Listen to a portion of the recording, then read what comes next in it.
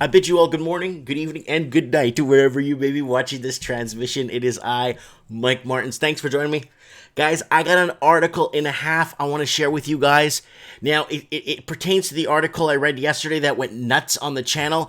Guys, don't forget to, let's just flip over to article scan here. Don't forget to set your reminders here for the shows, live shows and call-ins. Don't forget to join and call in. Guys, I did a video here the other day, rentals facing defaulting absence of foreign students. There it is, right here with this young man standing here. And the video's got a thimble that says Canada needs more foreign students. I ain't making this up. So, a lot of these countries, Commonwealth countries that speak English have been heavily binged on foreign money. And what better way to than just sell education? But, you know, I was thinking about education today. They should put a warning label on education. Warning, this degree might not ever get you a job. Or warning, if you can't find a job, we'll give you back here. Or something needs to be put in place, like warning labels for people thinking, you know, any degree will get them a job, or any type of higher level of education will get them a job. And let's just face it, it's just too damn expensive. And once they deregulated, re-regulated, and the governments got involved and took over student loans, it destroyed everything. So where is this happening in the Commonwealth? In Melbourne, Australia. So here it is, guys. Inner city rental vacancy rates nearly triples. Not double, triples amid COVID student exodus, as say. So that's what happens when you, and the entrepreneurs that put that money in, you know, to I'm going to be an entrepreneur, investor, and I'm going to own a property and rent it out to foreign students. Yeah, I'm the best. So, well, it's not working out right now, right? So here it is. And it's tipping. Things are tipping right now in Melbourne and Sydney because a lot of the Airbnb, let's take stuff off the market and do short-term rentals and make the money because I'm an entrepreneur. So here it is. The exodus of international students from Melbourne amid the COVID has left thousands of vacant apartment units and housing in the city center. And a big financial headache for their landlords. Ooh, that's too bad, right? Well, when you're an entrepreneur, you take a risk, right? Like me, I take a risk every day. I play the stock market almost every single day. Every day I'm taking a risk. I know I could lose everything or some or a bit, and I know I could make. But I know the warnings, right? The rental vacancy rate in the CBD and surrounding areas has nearly tripled since last April, from 1.9% to 5.4%, according to figures from Melbourne City Council, reaching its highest point in more than a decade. Now, not only that, hold up. You're not even factoring in the empty homes owned by foreign investors. You're not even factoring that in. Woo! Meanwhile, landlords who have lost their tenants are set to be hit with state government's vacancy tax if they cannot fill their properties in 6 months. Oh yeah, they put the vacancy tax in so they could. So many foreign investors have left the properties littered, empty properties all over Australia, leaving the Australian proper out of reach, out of their own property, you know, out of their own country. You know what I'm saying? Leading calls for the Property of Council of Australia to for the tax to be scrapped while the sector gets back on its feet. No. You bought that knowing what was going to happen if you left it empty, right? Melbourne City Councillor Nicholas told the plunge in the rental market has come hard and fast, and it was difficult to predict what would happen next. The hit to the international students again. You telling me people in Australia don't go to school, or are they just completely bought out like the Canadians are, and the British, and the New Zealanders? The hit to the international student and tourism has obviously had a major impact on Melbourne.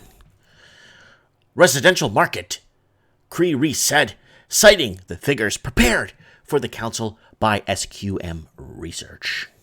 Right now, it's a week-by-week and month-to-month proposition. The residential market looks very different to how it looked 2 months ago, and I expect it will be very different again in 2 months from now. The councillor said and his colleagues were considering a range of policy responses, but urged landlords to take a flexible approach. He said that the city's many short stays hosts should consider getting into the long-term market. Oh no, but then I'm going to have to charge $7,000 a month for rent because I took a mortgage and I got to pay this VIG. I'm paying so much in VIG. How am I going to cover my VIG? Property Council of Australia's Victorian Executive Director. It's like the Victorian, the Queen. It sounds so royal, you know what I'm saying? Cressida Wall called on the government to give landlords tax relief until the rental market recovered. The vacant residential land tax. Okay, let's you know what? We want to talk about the lack of foreign students coming in. Why don't they talk about that? How Australia has heavily binged, and so has Canada and all the other Commonwealth countries, on foreign money to stay afloat. It's happening everywhere. Now, you put all your eggs in one basket, you sell out your own people, you don't even educate your own people because they can't afford it. Your own people aren't even having kids because they can't afford it. The tax is applied to the previous financial year on residential properties that are left vacant for 6 months and does not apply to family homes or holiday houses. So basically, it's for foreign investors, right? The tax introduced in 2018 in a bid to relieve Melbourne's tough housing market by discouraging landlords from sitting on empty homes. You see, the Australian proper, will never leave a home empty. Unless it's a vacation home. They'll rent it and they'll make it an investment and hopefully pays itself off and blah, blah, blah. It's people that don't want to deal with tenants and stuff. It's people that own 366 condo units in Melbourne and a little bit in Sydney and has never been to Australia in his life. It was expected to raise $80 million over 4 years when it was introduced, but it only raised $5.4 million in its first year. A state government spokesperson said the government is looking at a range of measures it can provide Victorians to help them through the other side of this crisis, and we'll have more to say in due course. Rents also have fallen during the pandemic, with the Real Estate Institute of Victoria figures showing the median rent for a metropolitan unit has dropped from $450 a week in February to $430. It needs to go down to $260, man, to make it to it. Wages need to tie to cost of living. Cost of living needs to be tied to wages. They're not tying anything to wages. Wages are here. Inflation and the cost of living is here. And capitalism works if you keep... Capitalism is the best thing if wages keep up with inflation. And they haven't for 20, 30 years in Australia. Rental listing surge. Rents head in opposite directions as thousands of Airbnbs tipped to add to supply. There you go there. Now they're tipping more towards the side of, so here we go, holiday rentals up for long-term lease. So holiday rentals, listing surge in Bondi, Surfers Paradise. So maybe if people like to surf all year round type of thing, they could actually work something out. Oh, sorry. Let me get this in the middle here. They could actually not have a tough time finding a place year round now. See, rental listing surge up as rents drop.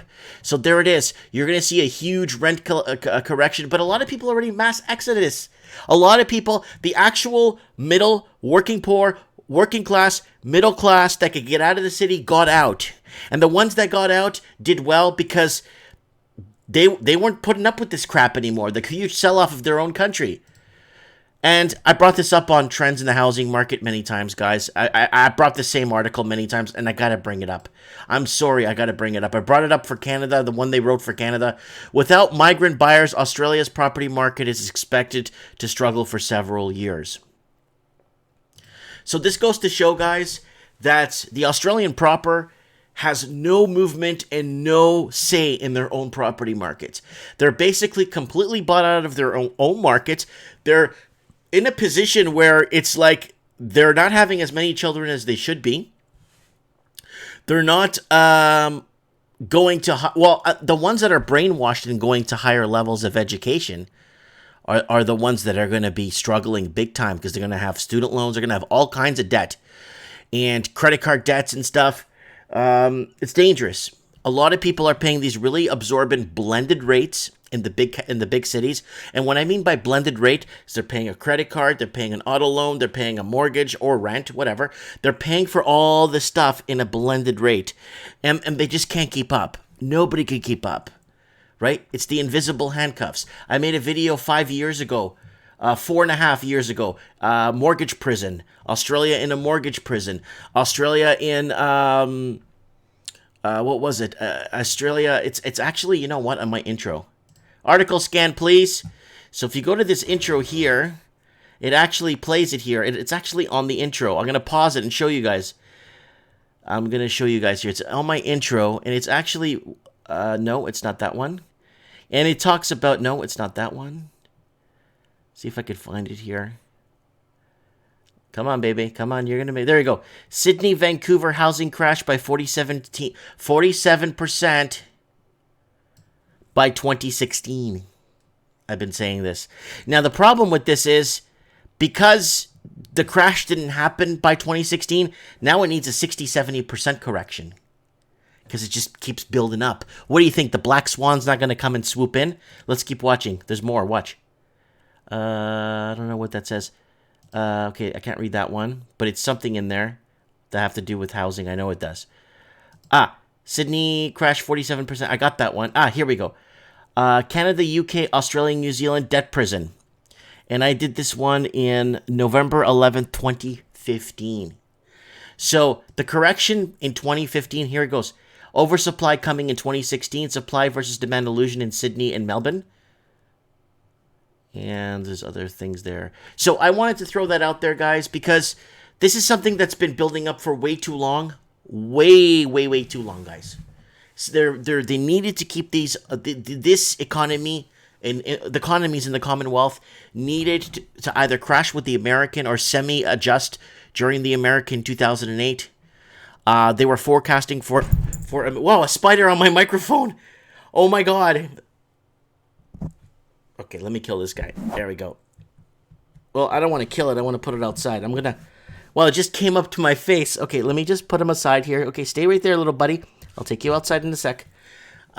Yeah, there's a spider here. Anyways, so there it is, guys. I wanted to throw this out there for you guys because it's very important. This is very important. It's been building for too long. The economies have not been left on autopilot. They keep printing money. They keep removing the real economy and replacing it with this federalized, bought-out economy by your governments or buying out your stocks.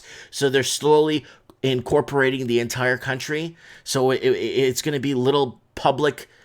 It's going to be all corporate, basically. It's going to be federalized, corporatized debt. I even took some notes the other day for you guys. Monetary.